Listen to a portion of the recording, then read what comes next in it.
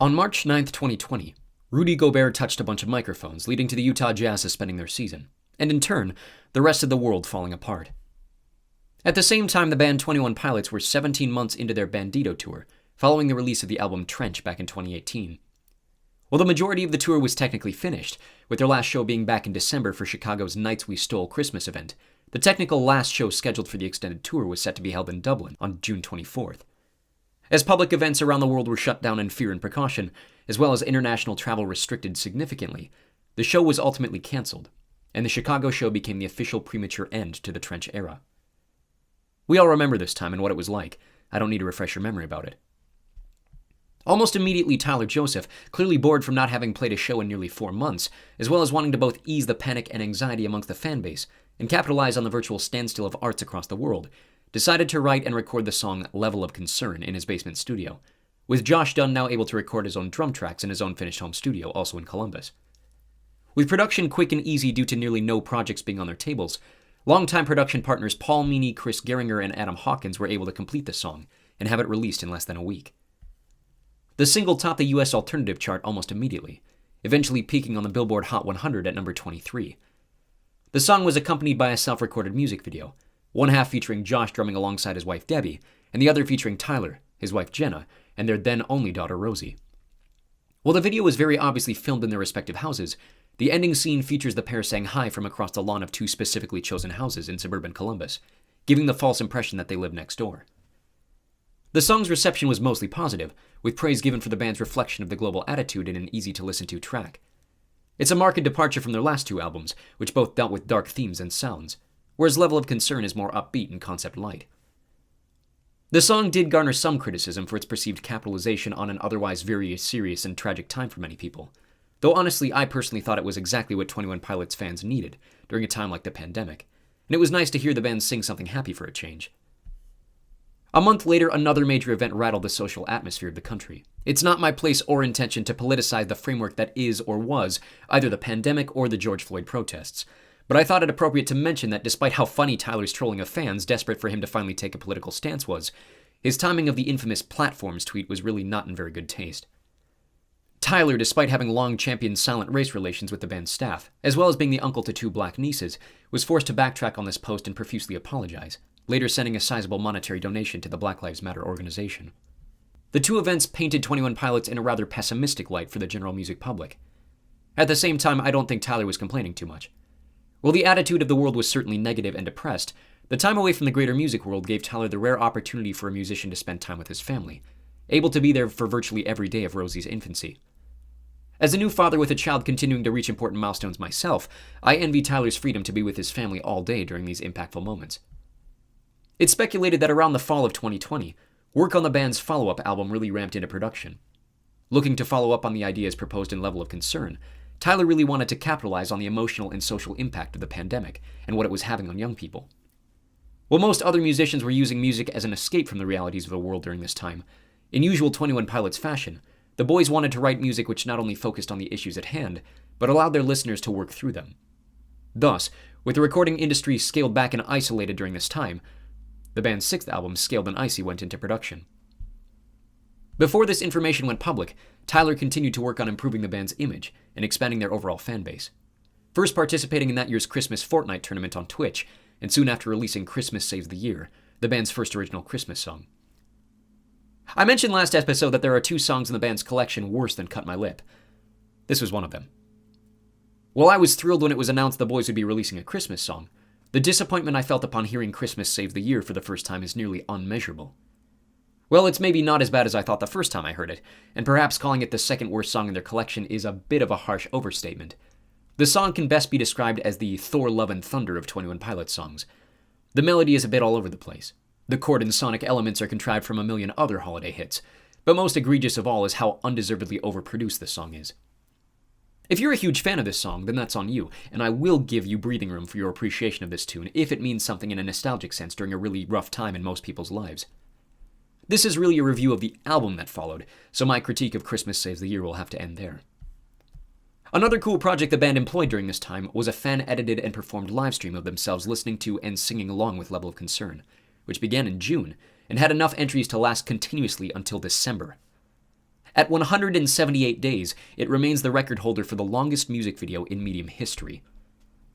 With the band going silent at New Year's, it became apparent to fans who had followed the band's trends over the last decade and a half that the new project went underway.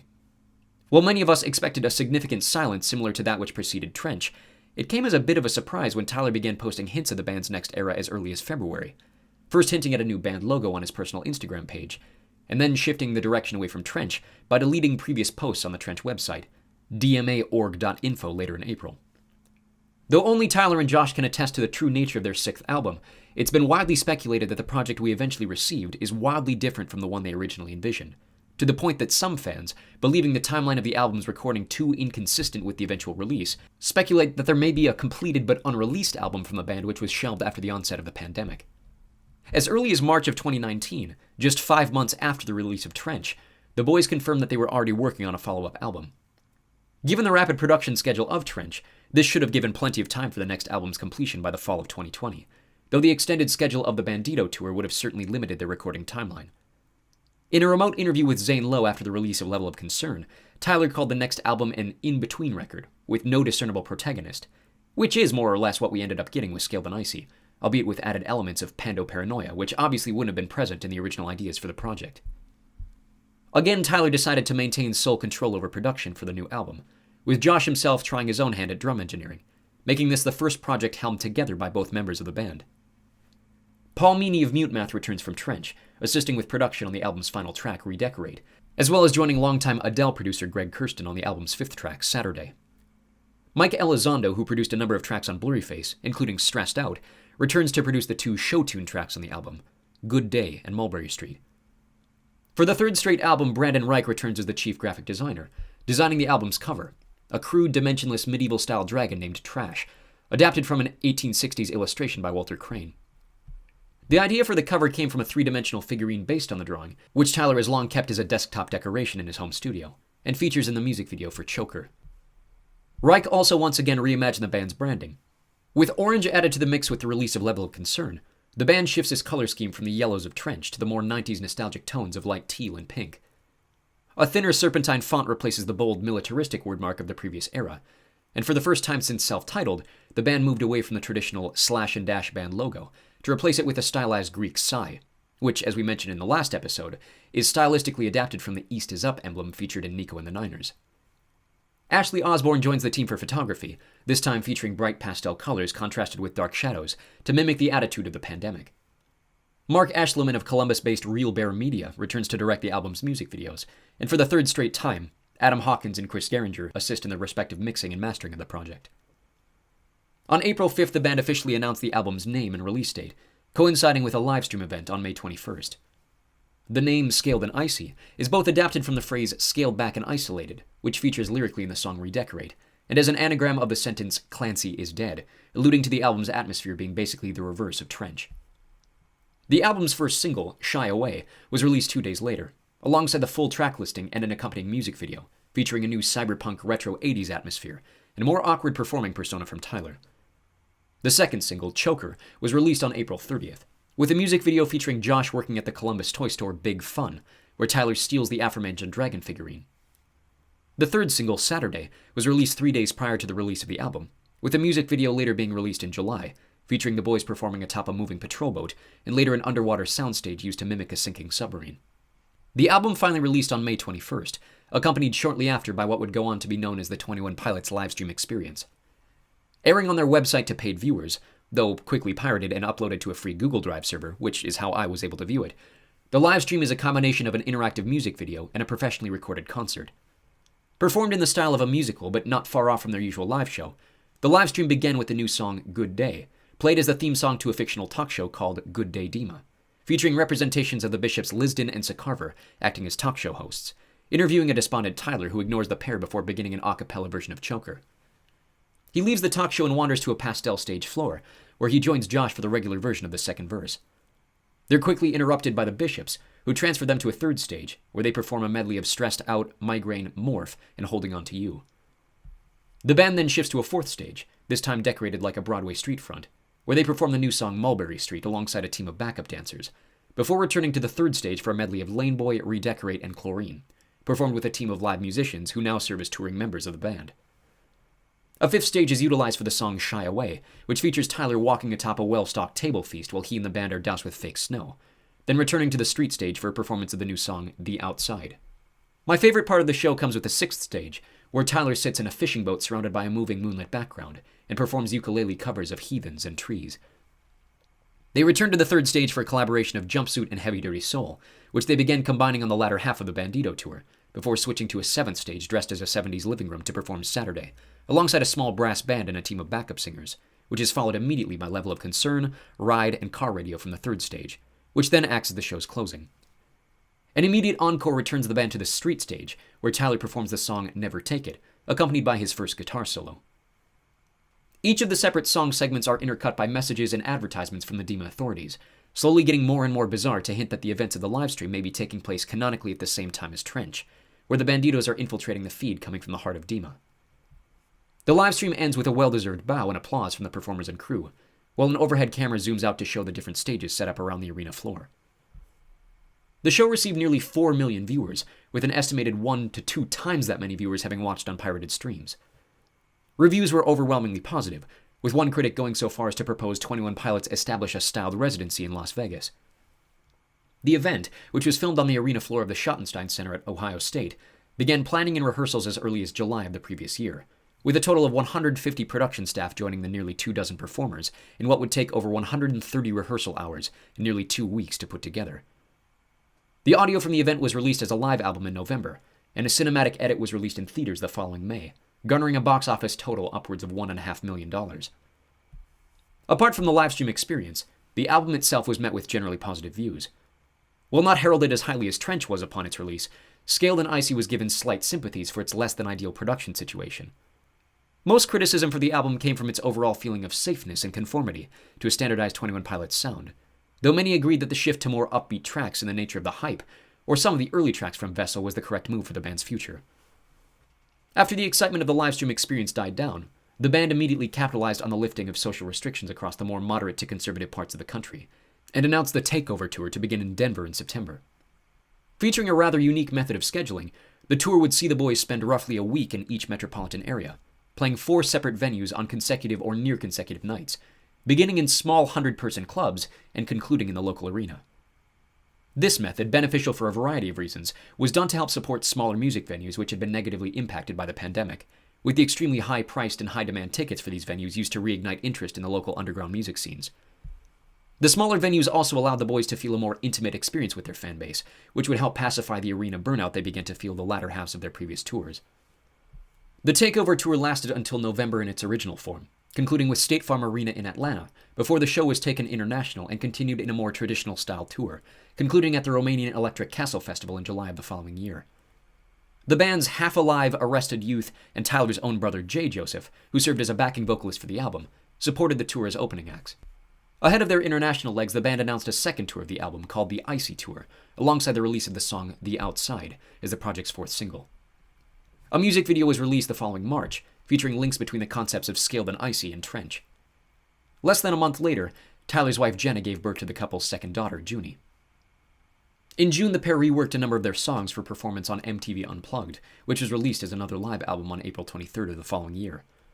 The next month, the duo collaborated with Netflix ahead of the release of Stranger Things Season 4, where they performed a cover of the show's theme music, as well as their song Heathens. The short-lived Icy Tour began at the X in St. Paul in August, concluding just over a month later in Seattle. And in February of 2023, the band celebrated the 10th anniversary of Vessel with a collaborative livestream discussing the roots and history of their first major release. Scaled and Icy is a very unique release in my relationship with the band. I mentioned in the past 2 videos where I was in my life when the previous 2 albums were released, and how they, and specifically Trench, influenced my outlook on the world and fit congruently with a period of heavy decision-making in my life. Scaled and Icy came out during a very different period for me. It's the first 21 Pilots album which was released, and I consumed, in a time where I was actually happy. I've never been shy on this channel about my privileged upbringing. Literally days before the pandemic hit, my father and I were planning on going overseas to South Korea, and then on to Singapore. With East Asia and specifically South Korea taking the brunt of the infections early in the outbreak, it became very obvious that we weren't going. 6 months later, the only country really welcoming American travel during the pandemic was Croatia, and with my father having the Dalmatian coast on his bucket list, we shifted our plans from Singapore to the Balkans. Though, in a dramatic showing of irony, the morning we were supposed to leave the country, he woke up sick with COVID. I won't lie and say that I had it as bad as some people, but even in the conservative state in which I resided at the time, restrictions on social events and interactions were still present, and had a profound effect on the attitudes of myself and those around me. I lucked out of a former job when I switched career paths in the winter, and my former employer ended up suffering severe financial setbacks just months after I left. My attitude toward the pandemic contrasted heavily with my girlfriend at the time, and that summer, I suffered what I regard as the worst post-breakup depression of my life, accented by the fact that, with restrictions still in effect, my ability to socialize with anybody else, let alone try to date again, was out of the question. By the winter, I was in a mental state nearly as destructive as that which had pulled me out of school 2 years prior, the only difference being that anger and suicidal thoughts were now replaced by general indifference. Having missed my chance to escape my world twice, and with the resources to do so, I changed my focus in the spring to traveling to Central Asia, which was at the time the most open to American travelers anywhere in the world. This plan was halted not by the pandemic, but by political unrest over oil prices in Kazakhstan. I felt trapped.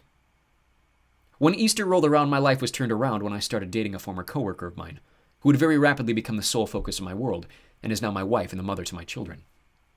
In the span of 3 months, I felt like I had regained a sense of social certainty that had been absent since my breakup the previous summer. And coinciding with this newfound brightness in my life, 21 Pilots had announced a new album. Spending the first 5 months of our relationship long distance, I would spend 6 hours round trip every weekend visiting my future wife, accompanied by the new singles from Scaled and Icy. In May, my father and I were finally lucky enough to take that trip to Croatia. The day we flew out of the United States was the day Saturday was released as a single.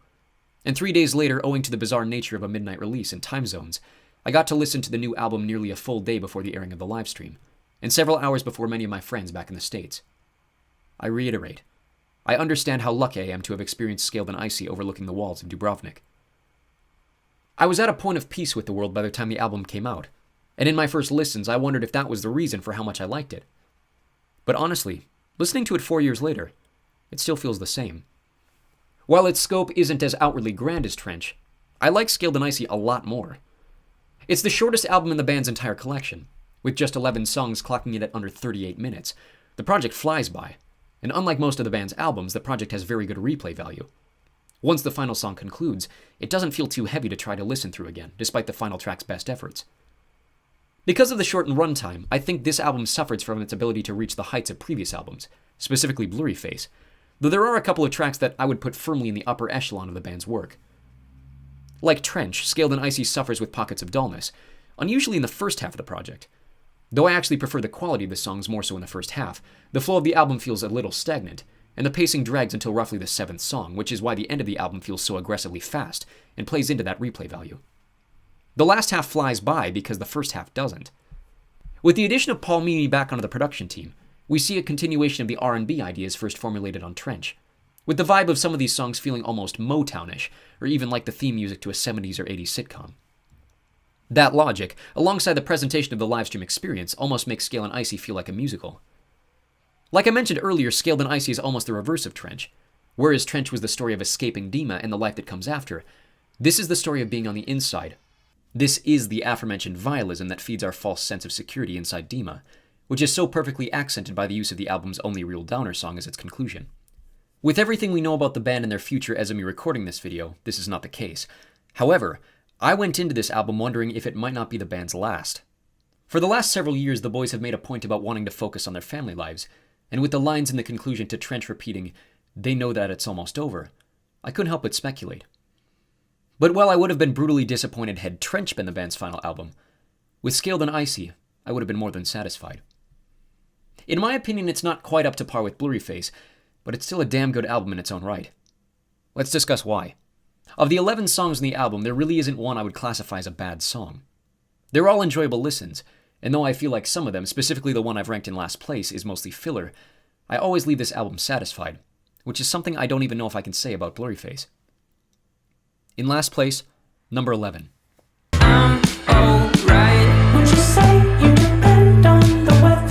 This is the one I'm talking about that's mostly filler. It sets the tone for a far more light-hearted album. It's sonically distinct, but more than anything it sits this low because it doesn't grip me the way the other album's opener does. With Implicit Demand for Proof and Guns for Hands, we have Driving Piano. With Ode to Sleep, we have Mysterious Synths. And with Heavy Dirty Soul and Jumpsuit, we have pounding drum and bass lines. But with Good Day, it literally feels like the theme song to a classic sitcom. It might be the least 21 Pilots sounding song in their collection, which makes it that much more interesting that they use it to open the album. Perhaps that was the point, but it certainly doesn't drive interest in the rest of the project. And if you were coming into this album with no knowledge of the surrounding singles, or even the nature of the live stream, it might turn you off to the album's remainder. I really don't have a ton to say on this song, which may sound like an excuse not to defend my position to put it in last place, but in reality I think it's because, apart from the weird instrumentation, nothing about this song makes it stand out to me. If it were anywhere else on the album, it would be an automatic skip for me. And I typically want to, except when I listen to the album in a loop, because it plays so well off the sound and tone of the album's closer, which we'll get to in a few. I'm not shaming you if you like this song. It's just really not for me. Number 10.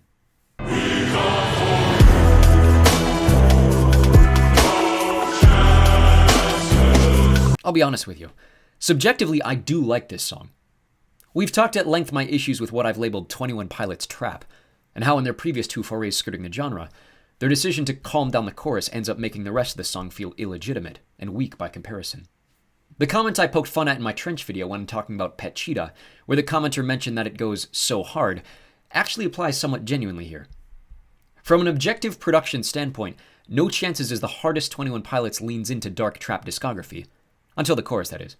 Again, 21 Pilots pulls the rug on any trap fans who may be listening, giving us a typically soft, semi-depressing chorus reliant on their usual sounds of piano and octave vocals.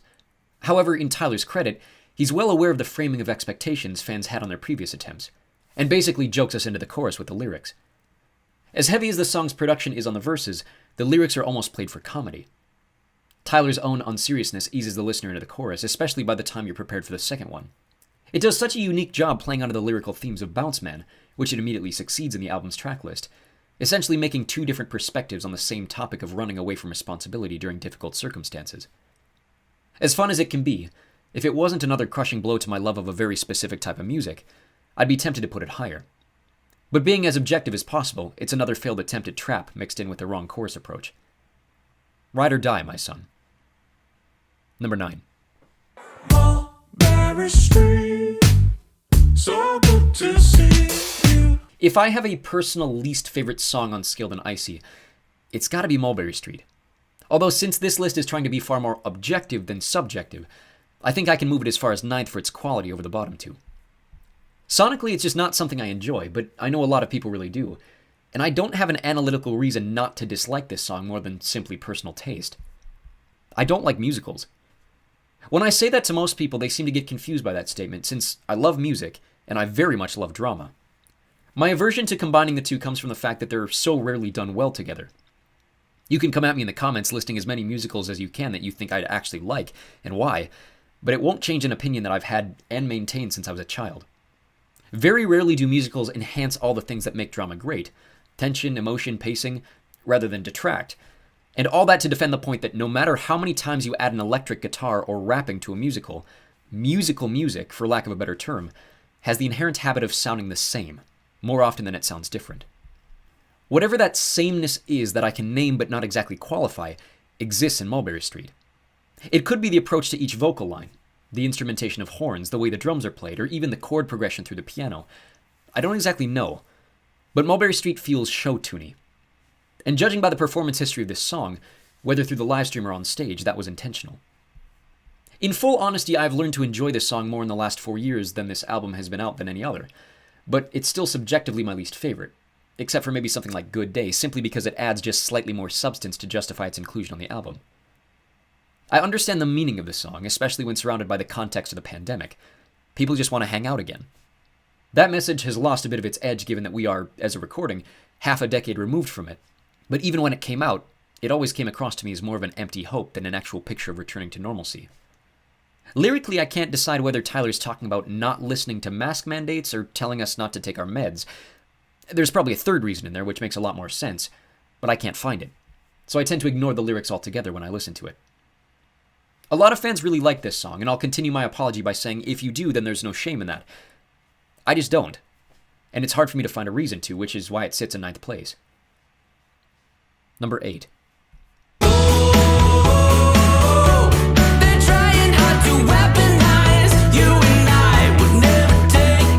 Fun fact, I finished a page-long entry in my original version of this script over a year ago, and it never saved. which is why it took me so long to return to this project. 21 Pilots has always been famously apolitical. In previous videos, we've talked about the band's Christian upbringing, their continued ties to a conservative church, their own personal faith journeys and cultural beliefs, and how bizarre it was when they began to break their long-held silence during the Trench era, with various showings for fans during the Bandito tour.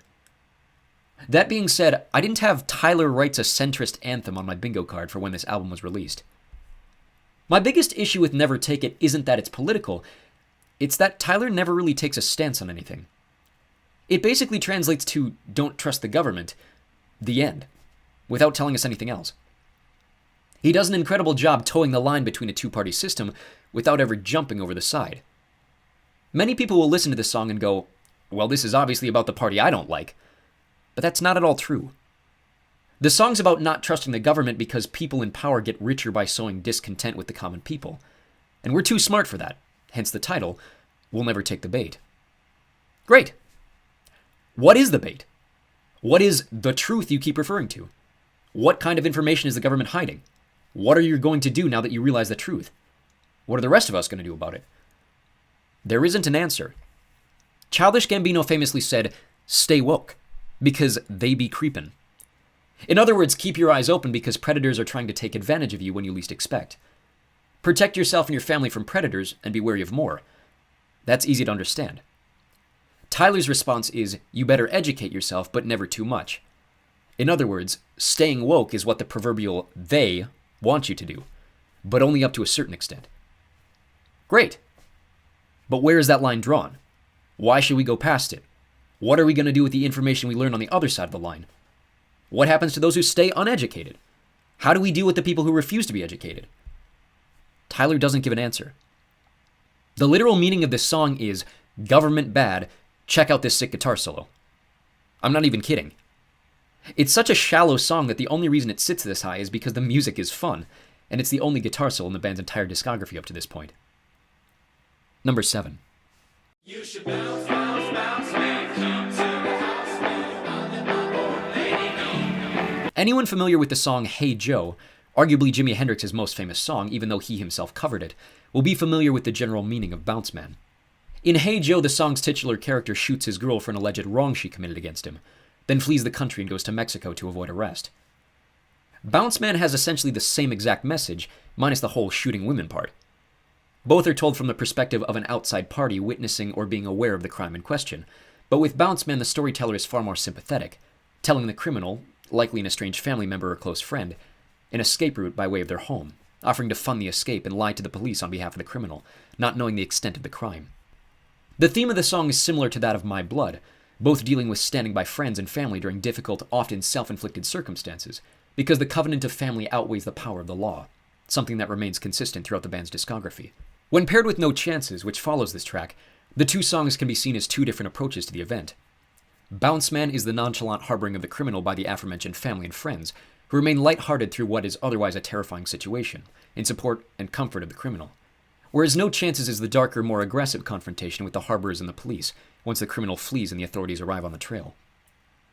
The song is already fun, but when you place it in that context, it gives it that stereotypical 21 Pilots meaning, where the lyrics are significantly darker than what the music leads you to believe. That may or may not be true, but all that to say Bounce Man is a fairly average song as a whole, constructed with fun instrumentation and backing vocals to help elevate it to the middle of our list. Number 6. Up and down, they're nodding, heads are moving. I don't know if I clarified this well enough on the Trench video, but I'm a sucker for any kind of mallet line to start a song. It doesn't matter how real or synthetic they sound. Something about the percussiveness of a mallet instrument just does it for me. There's really no better explanation. The guitar line after does somewhat kill my love for it, which is weird considering my love for a similar synth line in Stressed Out, which I mentioned in the Blurryface video. Part of that may come down to instrumentation, but I think it again has to do with the mixing of the instrumentation itself, and the lack of any substantive filters over the guitar, which is a bit of an issue in Tyler's self-recorded tracks. I also think the drum mixing on this track is a little weak, which counteracts what is otherwise a very simple, but very effective beat. Once that beat kicks in, and once the rest of the song follows suit, this track gets me schmoovin'.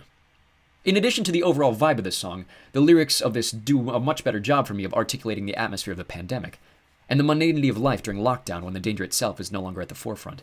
Tyler's blunt delivery of, I'm already bored, and all the lyrics that follow are such a great conjure of the mental image we have going back to 2020, when films and TV were limited to what we had access to within our own homes. The reason why, 5 years later, the film and TV industries are in the states they're in.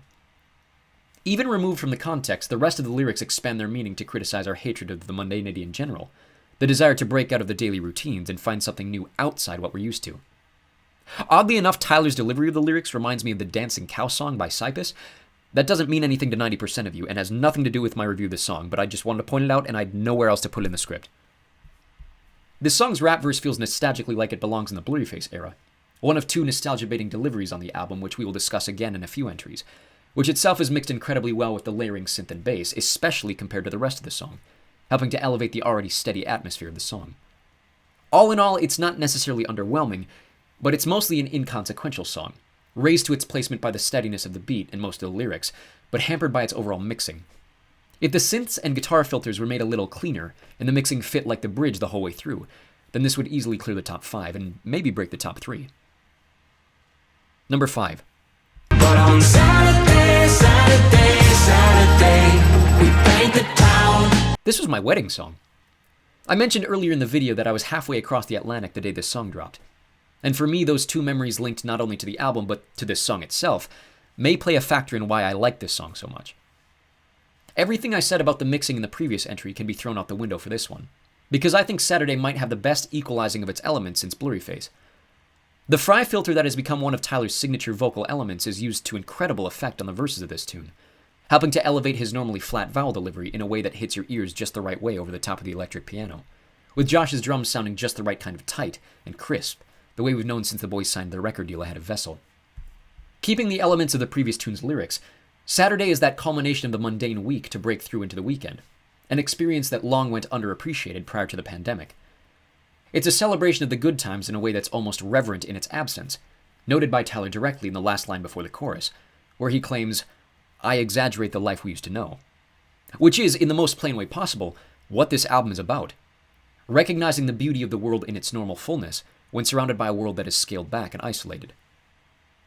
The song is notable for the first vocal cameo by Tyler's wife Jenna, a trend which continues on their next album, Clancy. With context clues, we understand that Tyler recorded their conversation while she called him from another part of the house during a recording session. He essentially begs her to wait until he's finished so they can watch Friends together, while she's insistent that she's too tired and would rather go to bed than wait. According to the story, Tyler recorded the call without Jenna's knowledge, her learning about it the first time he played her the demo, and then, hopefully, consenting to leave it in the finished song. It's also likely, especially with Tyler's half of the conversation sounding as clean as it does, that the conversation was mimicked and re-recorded for the final product. Which, either way, is a cute nod to the person who's been an unspoken third member of the band long before most of us even knew of 21 Pilots. It's just a shame they don't have better taste in television.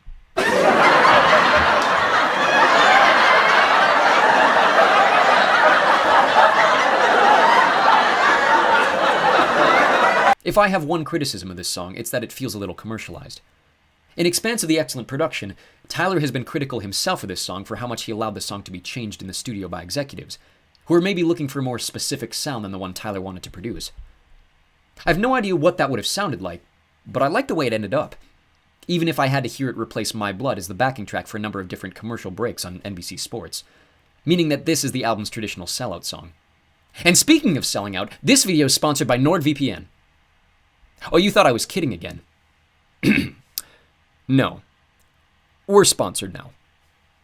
Friends, Romans, countrymen outside of Rome and its area of media privilege, have you ever considered what the world would be like if you could take your favorite shows, movies, and media outside your usual range of influence? Staying safe online is an ever-growing challenge given the state of our technologically advancing world. ChatGPT wrote this advertisement, by the way.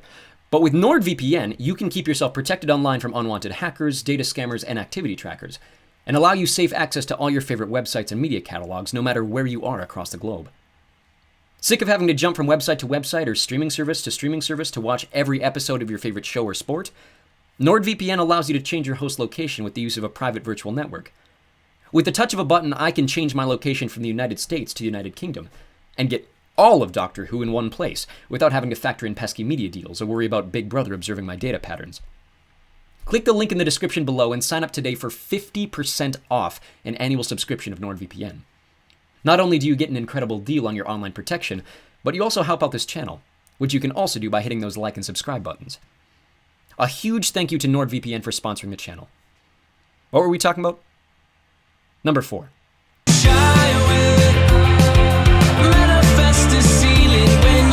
As the leading single from the album to coincide with the project's announcement, Shy Away was the first glimpse we had at Scaled and Icy. And to me, it marked a really cool expectation for the album, which was more or less true to what we got, unlike the expectations I had for Trench based on Jumpsuit and Nico and the Niners. For one, it's a lot faster than most 21 Pilots songs, with a more 80s-style retro synth sound popular with the music industry around the time of the song's release. See the likes of The Weeknd and Harry Styles for evidence, but still maintaining the boys' signature sound. In that way, it continues the happier momentum seen in the transition out of Trench with Level of Concern, something I was very eager to see fulfilled in large scale with the full album.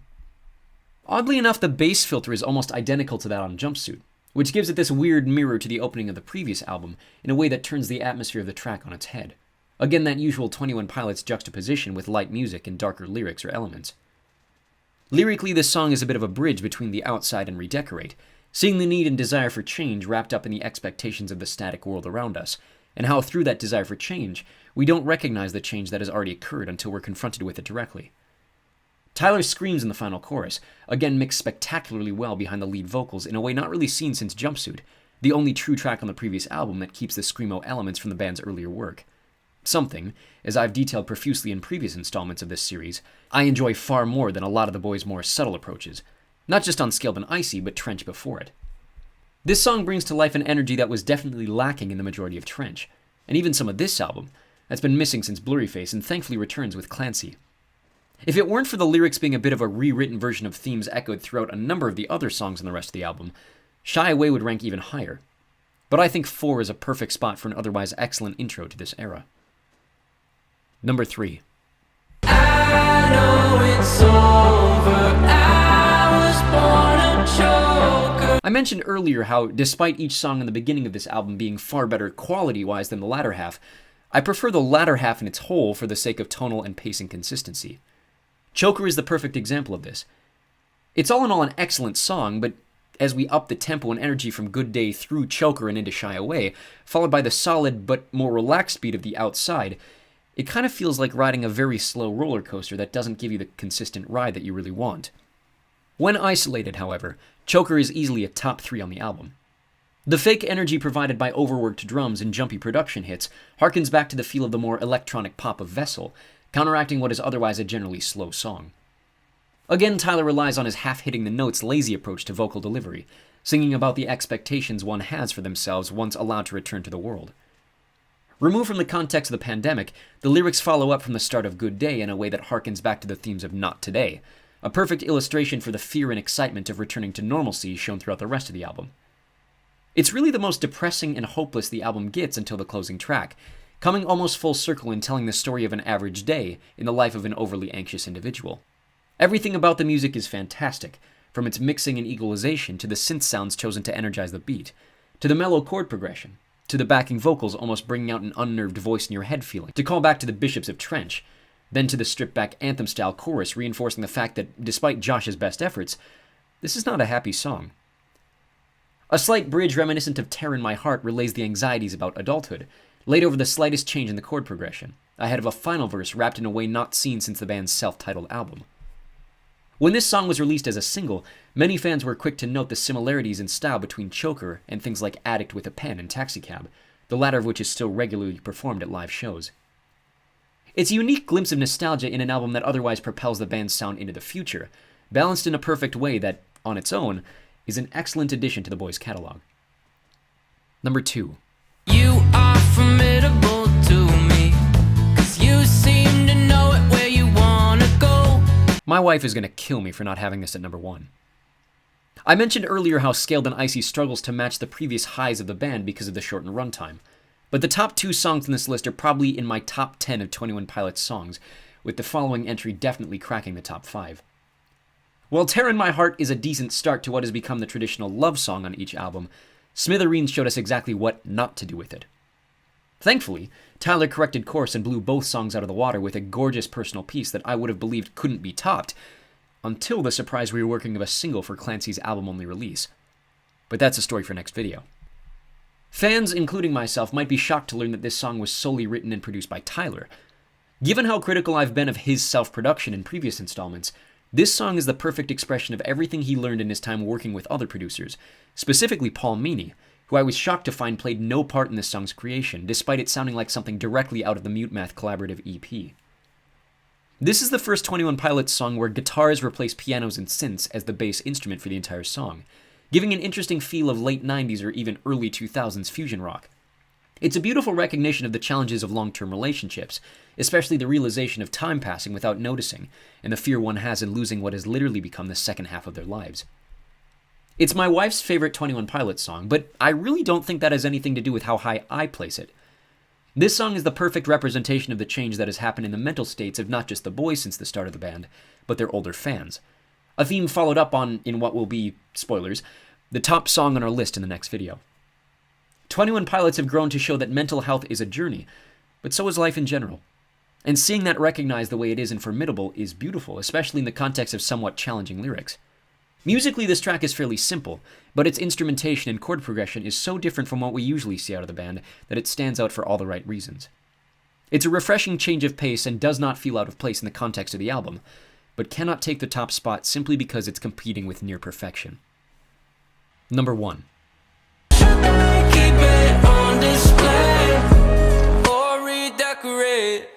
Let me start by saying this.